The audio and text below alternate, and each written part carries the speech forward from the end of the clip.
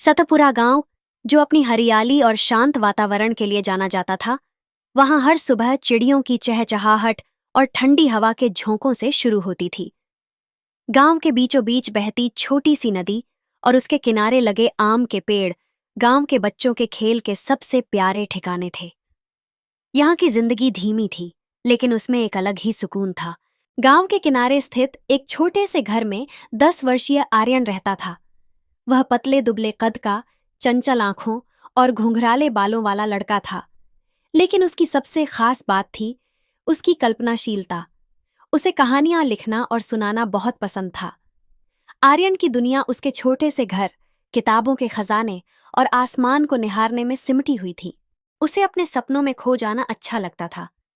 लेकिन गांव के अन्य बच्चों से वह थोड़ा अलग था। जहां बाकी बच्चे दिन भर खेलते कूदते रहते, वहीं आर्यन अपने किसी नए विचार को कागज पर उतारने में व्यस्त रहता। गर्मियों के दिनों में एक दिन गांव में एक नई हलचल हुई। गांव के मुख्य चौराहे पर खड़ी एक जीप ने सबका ध्यान खींचा। यह गांव के नए डॉक्टर डॉ श्रीवास्तव और उनका परिवार था। उनके साथ उनकी बेटी सिया भी आई थी। सिया, जो आर्यन की उम्र की थी, पहली नजर में ही अपने नटखट स्वभाव और मुस्कान से सबका दिल जीत रही थी। सिया का स्वभाव आर्यन के बिल्कुल उलट था। वह जिद्दी, चंचल और बातूनी थी। नई जगह पर आते ही उसने अपनी माँ से पूछा, यहाँ बच्चे कहाँ खेलते हैं? उसकी माँ ने मुस्कुराते हुए कहा, तुम खुद ही ढूंढ लो, तुम्हें दोस्त बनाने में तो देर नहीं लगती। अगले दिन सिया अपनी पतंग लेकर गांव के सबसे बड़े मैदान में पहुंची। हवा तेज थी और सिया पतंग उड़ाने में पूरी तरह से डूबी हुई थी। तभी अचानक उसकी पतंग का धागा टूट गया और पतंग उड़ते हुए दूर जाकर एक आम के पेड़ के पास गिर गई। उस पेड़ के नीचे बैठा आर्यन अपनी किताब पढ़ रहा था। उसने पतंग को देखा और उसे उठाकर देखने लगा। तभी सिया वहां पहुंची और तेज आवाज में बोली, अरे, वो मेरी पतंग है, तुमने तोड़ी क्या? आर्यन ने हैरानी से सिर उठाया। नहीं, मैंने नहीं तोड़ी, ये तो खुद ही यहां आ गिरी। सिया ने पतंग लेने के लिए हाथ बढ़ाया। तो फिर दो ना, ये मेरी है। आर्यन ने मुस्कुराते हुए पतंग उसकी ओर बढ़ाई।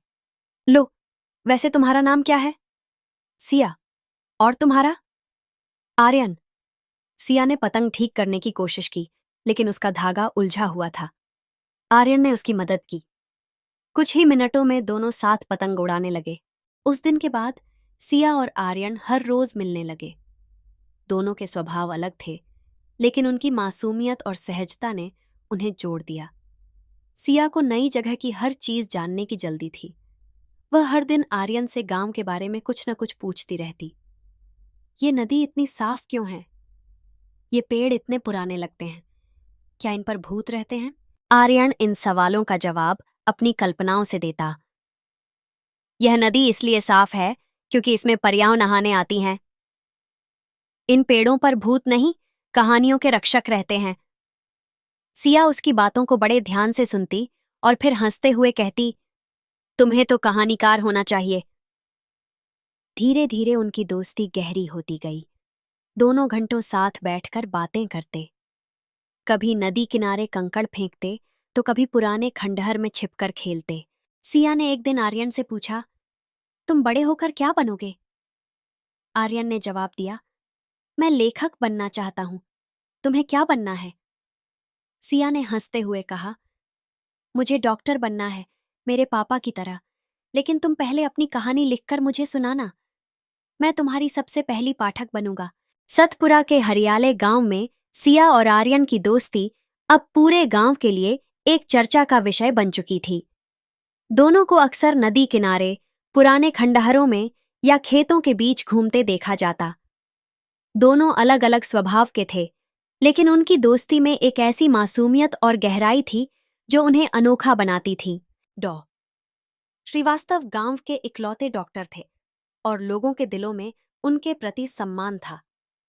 एक दिन उन्होंने सिया से कहा, बेटा, क्या तुम और तुम्हारा दोस्त आर्यन गांव के बच्चों को पढ़ाने में मदद करोगे? बहुत से बच्चे स्कूल नहीं जा पाते। सिया ने खुशी खुशी यह जिम्मेदारी स्वीकार की। उसने आर्यन से बात की और दोनों ने गांव के पेड़ के नीचे एक छोटा सा खुला स्कूल शुरू किया। यह उनका पहला प्रोजेक्ट था। आर्यन ने पढ़ाने की योजना बनाई, जबकि सिया ने बच्चों के साथ खेल खेल में पढ़ाई का माहौल बनाया। कुछ ही दिनों में उनका स्कूल बच्चों से भर गया। एक दिन स्कूल के बाद सिया और आर्यन नदी किनारे बैठे थे। अचानक सिया ने आर्यन से पूछा, तुम्हारी माँ कहाँ है? मैंने उन्हें कभी देखा नहीं। आर्यन का चेहरा अचानक गंभीर हो गया। उसने धीरे से कहा, माँ बहुत पहले चली गईं। पापा कहते हैं कि वह हमें छोड़कर भगवान के पास चली गईं। मैं उन्हें ठीक से याद भी नहीं कर पाता। सिया ने उसकी आंखों में झांका और धीरे से उसका हाथ थाम लिया।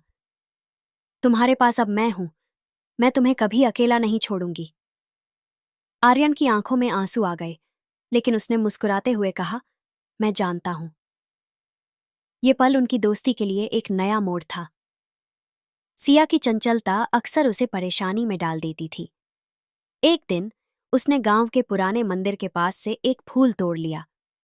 वहां के पुजारी ने इसे अपशकुन मानते हुए डॉ श्रीवास्तव से शिकायत कर दी। सिया को जब यह बात पता चली तो वह डर गई। उसने आर्यन से कहा, अगर पापा मुझसे नाराज हो गए तो क्या होगा? आर्यन ने उसे समझाया, डरने की जरूरत नहीं। गलती मान लो और माफी मांग लो। तुम्हारे पापा तुम्हें माफ कर देंगे। सिया ने ऐसा ही किया और उसकी मासूमियत देखकर डॉ श्रीवास्तव मुस्कुरा दिए। गांव के पास एक जंगल था जहां जाना मना था, लेकिन एक दिन सिया ने जिद की कि वह वहां जाना चाहती है। कहते हैं वहां भूत रहते हैं। मुझे देखने दो, सच में भूत हैं या नहीं। आर्यन ने उसे रोकने की बहुत कोशिश की, लेकिन सिया नहीं मानी। अंत में आर्यन को भी उसके साथ जाना पड़ा। जंगल में घुसते ही दोनों ने अजीब अजीब आवाजें सुनी। अचानक सिया का पैर एक जाल में फंस गया जो शिकारियों ने लगाया था। वह चीख पड़ी। आर्यन ने बिना समय गवाए उसकी मदद की और किसी तरह जाल से बाहर निकाला। दोनों डर के मारे तुरंत गांव की ओर भागे। इस घटना के बाद आर्यन ने सिया से कहा, तुम्हारी हर बात मानना मेरे लिए मुश्किल हो जाता है, लेकिन मैं हमेशा तुम्हारे साथ रहूंगा, चाहे कुछ भी हो। सिया ने हंसते हुए कहा, तुम मेरे सबसे अच्छे दोस्त हो और दोस्त हर मुश्किल में साथ होते हैं। धीरे धीरे आर्यन को सिया के प्रति एक अलग तरह का लगाव महसूस होने लगा। उसकी चंचल हंसी, बड़ी बड़ी आंखें और हर बात में खुशी ढूंढने का स्वभाव आर्यन को मंत्रमुग्ध कर देता था। लेकिन वह अपने इस एहसास को शब्दों में नहीं बयां कर सकता था। वह डरता था कि कहीं यह उनकी दोस्ती को नजर न लग जाए